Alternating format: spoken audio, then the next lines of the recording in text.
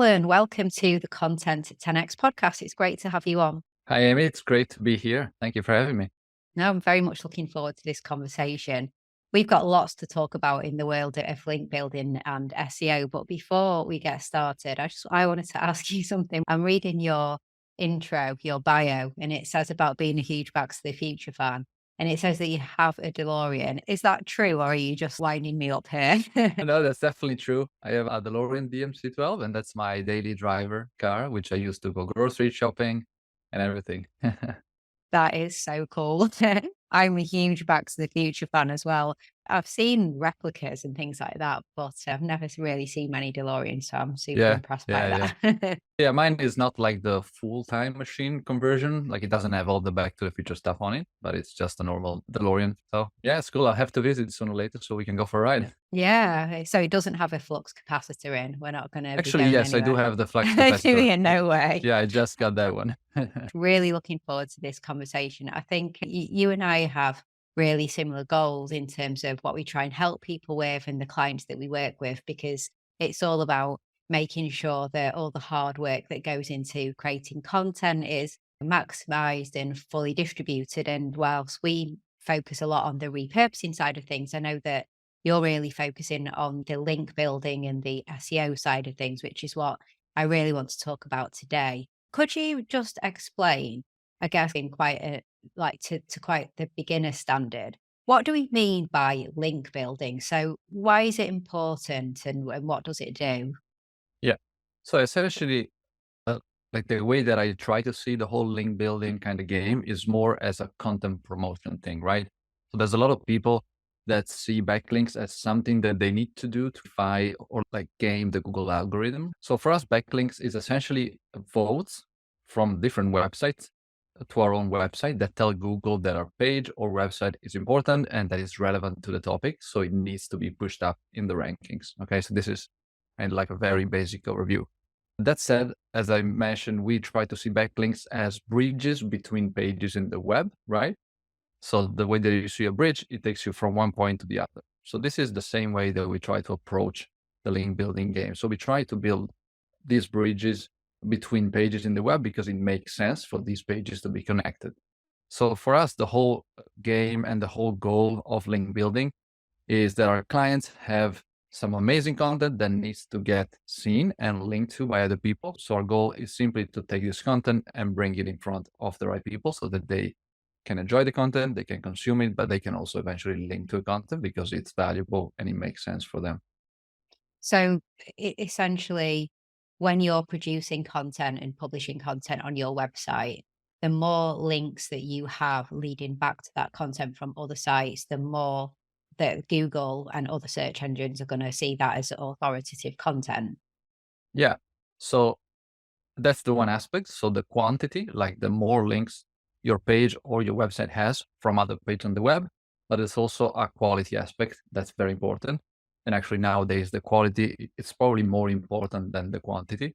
But yeah, it's these two things that always like tend to go together. And when you say the quality, when we're talking about the quality of the link to your content, are we talking about the how authoritative the site is and the quality of the site that links to your content? So the main thing is, yes, the authority of the site, but also the authority of the page, right? So you should always take into account both of these things, the domain level metrics, domain level authority, but also the page level metrics and authority. So with metrics, what I'm talking about is things like domain rating from Moz or domain rating from Ahrefs or domain authority from Moz.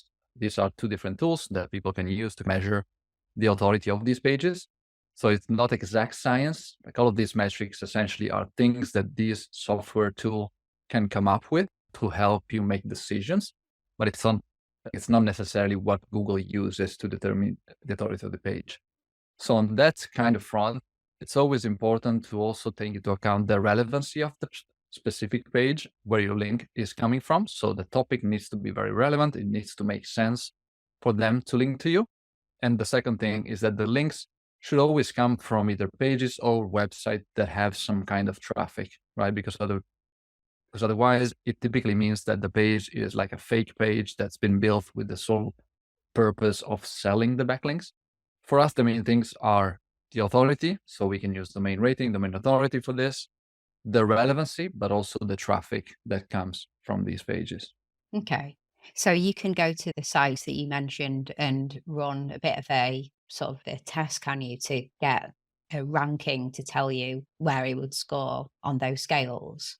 Yeah, so there's a variety of software where you can just input your site and they will tell you rating, domain authority, the traffic, and all of these sort of things that can help you make better decision when you work on your SEO strategy.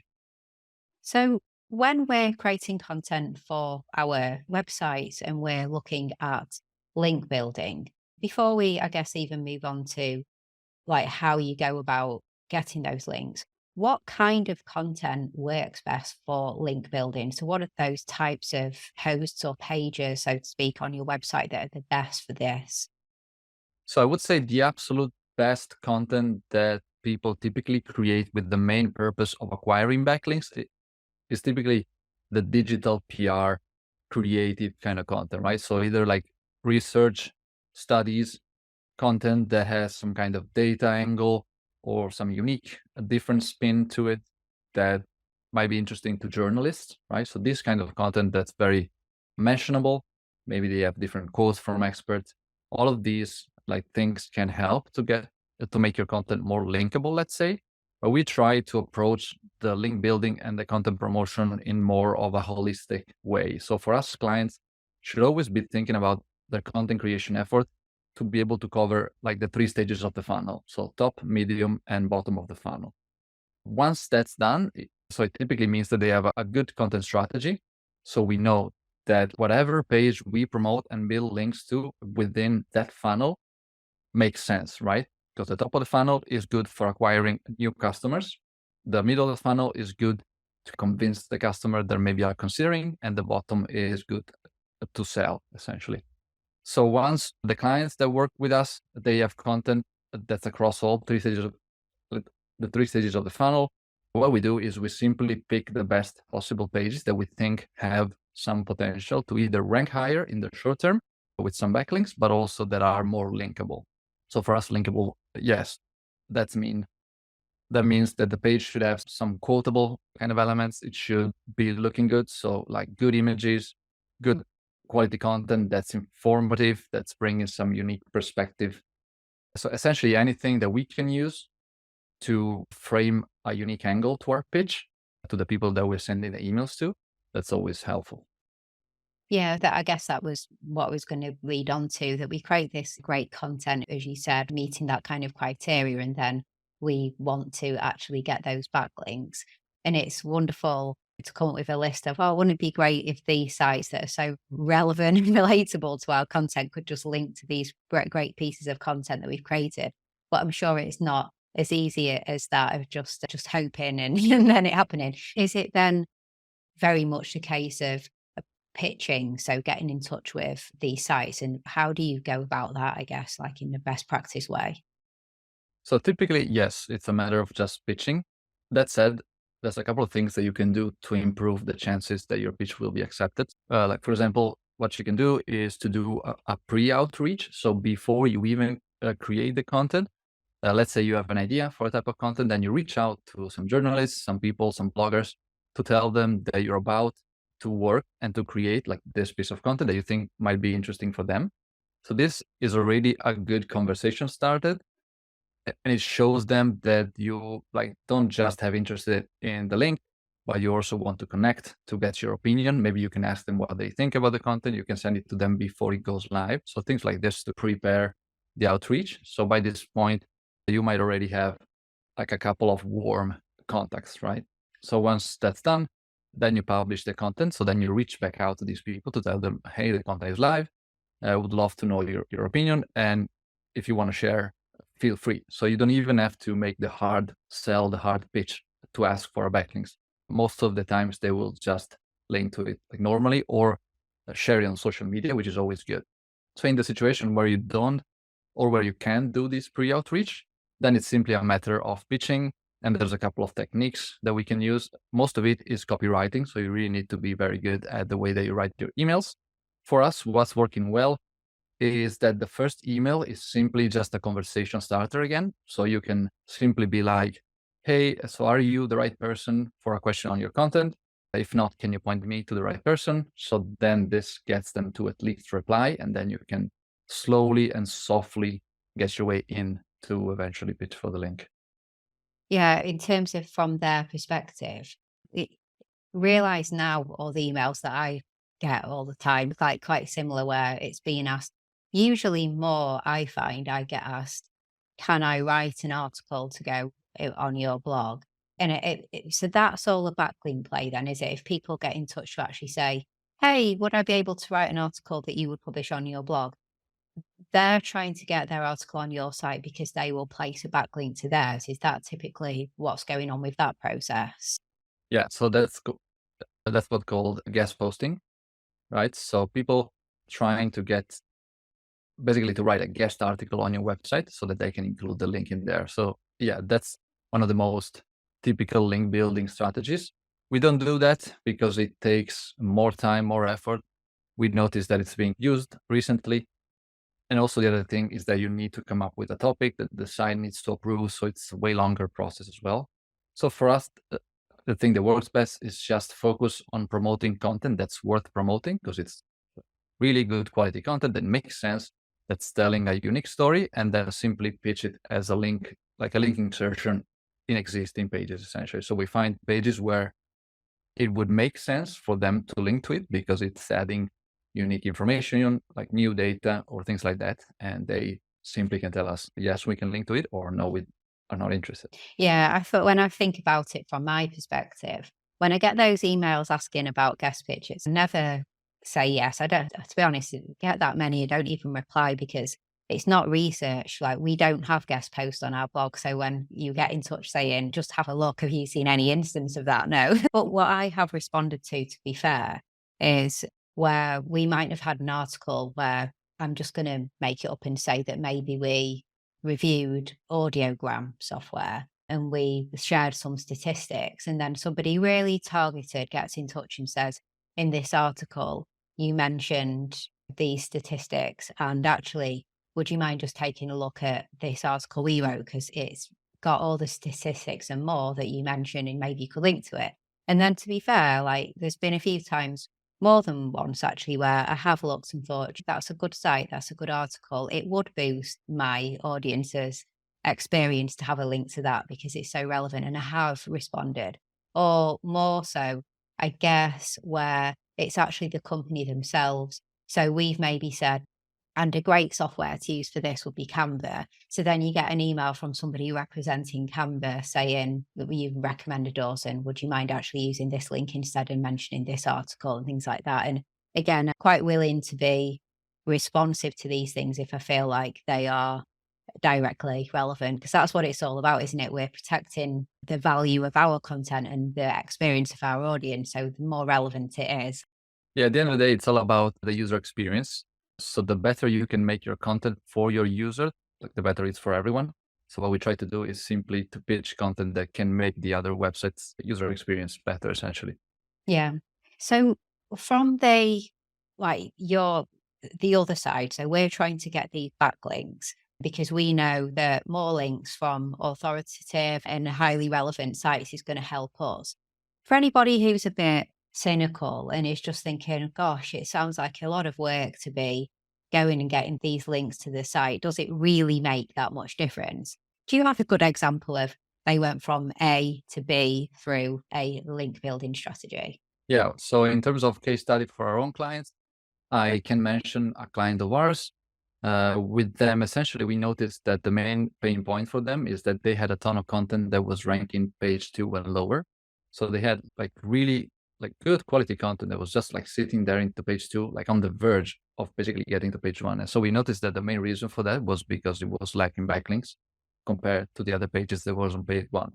So what we did is we simply did our own process to select the best possible pages that had the most potential to rank higher. And so what happened is we were able to double the traffic in the first 90 days that they were working with us. So that's all essentially on backlinks, no content edits, no new content as well. The other thing is I always mention there's a case study by one of the SEO tools that I mentioned before, so Ahrefs. They did this research where they found how 91% of all of the content that gets published doesn't get any traffic from Google. And the number one reason that they figured that is because the content didn't have any backlinks. So this is also something that kind of helped me in figure out what I wanted to do with the agency and why I decided to focus on just offering link building, because I noticed that a lot of people focus on content creation and content production more than they focus on the promotion efforts. And so obviously the promotion can be a lot of different things, can be the links, can be the repurposing like you guys do. But for us, specifically the companies that want to use SEO as their main acquisition channel, the links is one of the most important things that they could do, especially if the competition is very strong.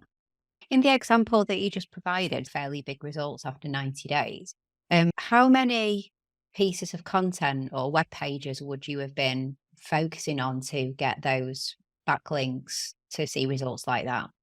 Yeah, that's a great question. We typically focus in anywhere in between 5 to 15 pages per month for the client. So for that one client, I think we were somewhere in between 5 and 10 pages a month for the quarter. So around like 30 pages, something like that. The main thing is picking the pages that have the most potential to rank higher, that are the most linkable at the same time, and that can also bring in more conversion. For us, that's very important. We always try to promote and build links to pages that have some business potential, because otherwise there's no really point in the client doing the whole link building game, right? So at the end of the day, clients want to see more signups, more like conversions. So we always try to focus on pages that actually have some business potential beside just the SEO benefits of ranking higher and getting more traffic. More traffic without more conversion is not really good. Yeah, that's something that we've been talking a lot about and doing some work on at Content and Exit with our own content and website around making sure that the highest trafficked pages are high converting as well. Otherwise, we've got like high traffic coming to low converting pages, which doesn't make any sense. And what can we do to turn our highest visited pages into a page that converts? So it makes a lot of sense that you'd be like, looking at the whole spectrum of if this works, what happens when people land on it. When with backlinks, so you mentioned earlier about links from social media. So when you're creating content and then people are sharing it, so linking to it on social media, for example, like the classic click to tweets in blog posts and things like that, and you might be fortunate that hundreds of people click to tweet and then there's 100 tweets that come back to that page. Does that make any difference, or is it not quite the same when it's social media platforms? Yeah, so technically all social media links are classified as no follow, so they don't technically pass any SEO benefit. That said, they can still be very good as trust signal. So I think Google takes into account everything. And so things like social media shares, engagement, all of these things show to Google that the page, the site is actually being engaged with, it's being used and consumed by people. So I think that those at the end still matter. Maybe not as much in terms of SEO benefit, but yeah, that's still very important. Yeah, increasing the trust. What about when you're invited to take part in other people's content? So you and I right now, you're taking part in this piece of content, 10x podcast. When I did a podcast episode recently talking about repurposing guest appearances, and it was all about if you are asked to guest on somebody's podcast, somebody's live stream, sit on a panel on a webinar or something like that, look at how you can make the most of it. So if you're going to say yes and give up your time, then look at how you could turn it into other content, ask if you can get a recording of it yourself, things like that. And it just suddenly dawned on me that would it be fair to say then that when you are asked given these requests and you're weighing up whether it's worth your time, if the person asking you has a highly relevant website and you probably high traffic website and it'd be really useful for you to get a link over, if you say yes with the condition, of course, I'd love to come on, but I just wanted to double check, is it going to be okay to get some links over to my site, things like that? Is that a good way of viewing some of these requests and something that you should always make sure you don't miss the opportunity for? Oh yeah, definitely. There's people that like all they do is podcast guesting as a link building Oh, strategy. really? Yeah. So yeah, it's very common Because at the end of the day, like most podcasts will have some kind of blog article with the episode link, and they typically link out to the main website, like the social media accounts. Typically, that's yeah, it's just what they normally do.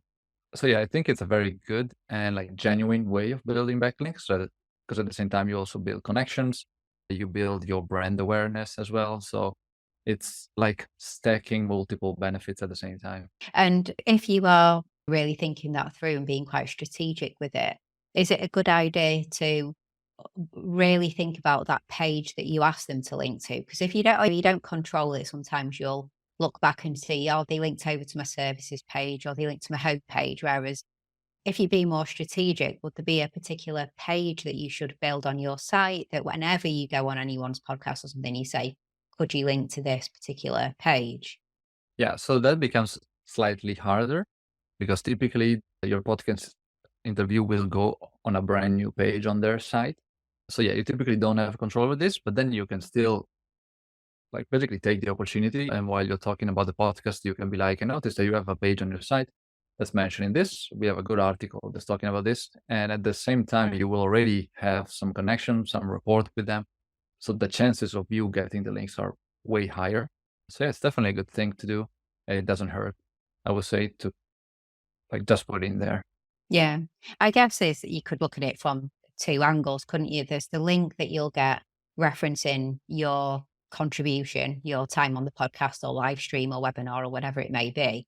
But then if you or a member of your team spend a little bit of time on their website, you might find another piece of content and you might be able to say to them, because there's a little bit of reciprocity if you're going to give up some time, isn't there, to say, hey, as well as just linking to us in the show notes, we noticed that you wrote this article and we would perfectly link with it in this paragraph. When that kind of do it that way as well. So you built the relationship. It's really useful to know these things because I think it's easy to let opportunities like that pass you by and you don't know fully the benefits of just thinking this through a little bit more from a SEO and link building perspective.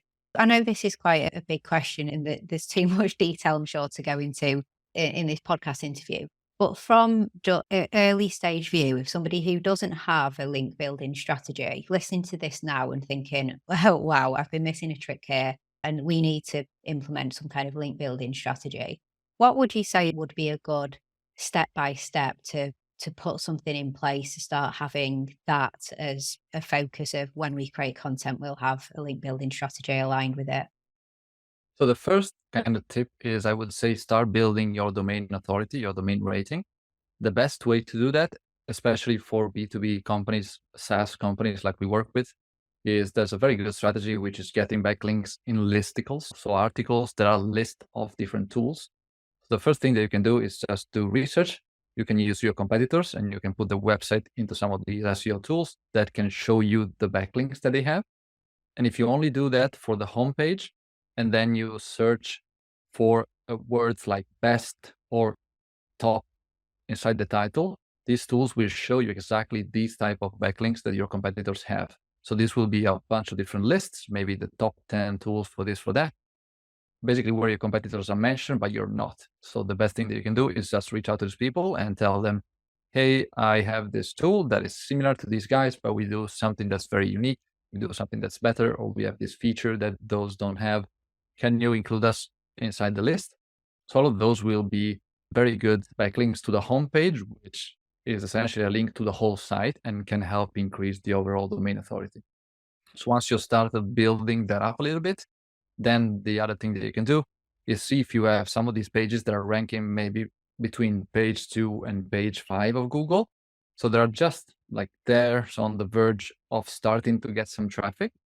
See how the competition is for them. So you put the main keywords in Google and you see how many backlinks the top 10 ranking pages have. And chances are for some of these keywords, maybe they only have 2 to 5 backlinks on average for these pages. So that tells you that those are like good, not very competitive keywords that you can start working on slowly and try to acquire more backlinks.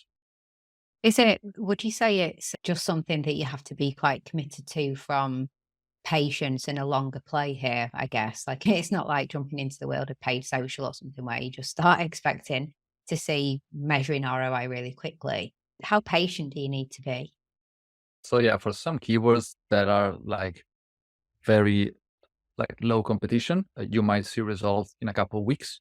For some others, you might need to work at it for 6 to 12 months. So it goes all over the place. We typically recommend clients to stick with a link building plan for at least 6 to 12 months, especially if the site is quite new. For some more established sites, they can see a result in like 2, 3 months, as I said before. But yeah, we're probably talking about like more of the newbie kind of people. So I would say definitely try to commit for at least 6 months, and then you should slowly see things moving. Because the thing that I always talk about is what I call the content graveyard, right? So if you picture the content publishing schedule of a typical company, it looks like a linear staircase. So they publish 2 articles 1 month, 2 articles the next month, and it keeps going the same every month. The problem is the link building content promotion is more of an exponential scale. So it starts off very slow and then it will compound over time. So people typically tend to quit and get discouraged just on the verge of where maybe things would start to pick up eventually. So at the point, they will just keep publishing content in the hope they will magically rank because they think that maybe quantity is more important. But then what happens is the content graveyard. So all the content that just sits there, page 3 and lower, and doesn't do anything for the business. So the best thing that you can do to try and escape this content graveyard situation is to constantly try to promote your best and your most important pages so that then they will slowly rank higher, but you need to be consistent at it. So do people sometimes make the mistake of trying to promote too many pages? Not just, you just said the best ones, but can people spend too much time trying to promote 50 when actually they should really just be focusing on 5? We typically recommend clients or people to focus on, between 3 to maybe 5, maximum 10 pages per month, just because we've seen that that's the very high minimum. Because for us, it takes about a week and a half to do one campaign from start to where we send the emails, right? So if you think about it, the bandwidth is going to be limited for all types of company. So yeah, focus on just the best pages that have the ability to rank higher. So you assess the competition and you know that it's not very strong. You know that the page is linkable and you know that it has some business potential. And so you'll figure out that potentially this is only like maybe 20% of your like total content ballpark, right? So then you can focus on that. And when you've got this down and you're working on it and you're focusing and you've got the strategy in play, is there any major other things that need to run alongside it that if you're not doing those as well, then you're only going to reap a small portion of the potential benefits, like something that's missed that really do that alongside it? So one thing that's very important is to always be on the lookout for content optimization things. So you can either optimize the on page of your articles, maybe every 3, 6 months, based on what's currently ranking in the page one. The other thing is to always use internal backlinks throughout your own website to better distribute the link equity. Because if you build 10 backlinks to this page and then you don't link out to any other page on your site, those 10 backlinks remain stuck inside that one page. So if you link out to other relevant pages on your site, that helps to spread out the link juice and build the overall domain authority as well. Yeah, I was just that there's something I was going to ask you about the internal linking because I know we're all told that it's important and I don't miss opportunities. So that's what the search engines look for then, that when you land on pages, there's valuable internal links. Is it, I guess it's looking to see that this is a content rich site and relevant site with relevant content posting to each other. Is that the main thing really, making that assessment based on, does it have any other content about this topic? Yeah, so having more content that's related and covering the related topic that helps build topical relevance on the website. So that's the number one point. But also the second thing is to improve the user experience, like we mentioned before. So the easier is for your audience to navigate your site and to discover all the content that you have, the better it is for them. And Google kind of understands this. Yeah, that makes sense. I guess like when we're repurposing content, and we already mentioned about it's good to get like links and things like that to the social media sites, but more from a trust perspective than the SEO benefits. And of course, try and ensure that we get backlinks from people we involve in our content. But if we, for example, are taking something like blog posts and we're more syndicating than repurposing, so we're going to syndicate that blog post over to an industry site that we have the fortune of perhaps having contributor rights to, and let's say put it on Medium as well and LinkedIn as an article. Are you doing much for backlinks and SEO by doing that? Or is it again more the trust factor than the SEO backlink side of things? So the way I see content syndication is more of yes, like a trust play, but also can be a conversion, a traffic play, because the idea is to publish the same content on website that maybe have more traffic than your site has. Maybe they have a slightly different audience that could be interested in your product or service as well. In terms of SEO benefit, that's not great because typically syndication articles use what's called a canonical link. So they say this article was originally published on the original page. So this tells Google that the main source for that article is the page on your site. So yeah, the links don't matter as much, but it's still very valuable. The main thing is keep in mind to do it with sites where it makes sense. They have good traffic, good quality website, and not just any other site. Because if you do it wrong, it can also be seen as duplicate content, which is something that you don't want. Yeah, you don't want to get any penalties for that or anything like that. That makes sense. Okay, final question. People who have been really inspired by this conversation and are going to make the steps that you mentioned and start putting in a link building strategy into their content flywheel. What is the one biggest mistake that people should avoid? Biggest mistake. So I would definitely say, yeah, don't try a bunch of different tactics all at once because they will never work. So specific tactics, there's all sorts of different link building strategies, link building tactics. There's things like broken link building, there's link reclamation. But at the end of the day, like any single tactic will only work for a specific type of business. So my tip is try to figure out the one or maybe the two tactics that work specifically for you. Like, for example, I mentioned listicles. Maybe you have a tool that's still new. So it makes sense for you to spread the word out into articles that mention new tools. Maybe they have a section about like new tools that are worth mentioning or talking about. So yeah, try to figure out the one tactic that works for you. Then try to scale that up as much as you can. And then once that's done, you can slowly start exploring other strategies. Yeah. Focus until you see results and then, yeah, perfect advice. Alan, thank you so much. It's been a great conversation. It's not a topic that we've really talked about much on the Content 10X podcast. So it's been really interesting and hopefully very insightful and inspiring for people who are not necessarily so aware of this practice. Would you like people to go and connect with you and say hi? Yeah, so you can connect with me on Twitter. That's where I'm most active, at Alan G Gorilla. So you can find me there. Or otherwise, I'm also on LinkedIn at Alan Silvestri, or you can find us on our website, which is mygrowthgorilla.com. mygrowthgorilla.com. Cool. Okay. We'll put links to everything in the show notes. So you can just click on over from our show notes to find Alan on Twitter, LinkedIn, and obviously go over to the business website as well. So yeah, thank you so much. It's been an awesome conversation. Really appreciate your time. Yeah, thanks a lot, Amy, for having me. Yeah, it's been great.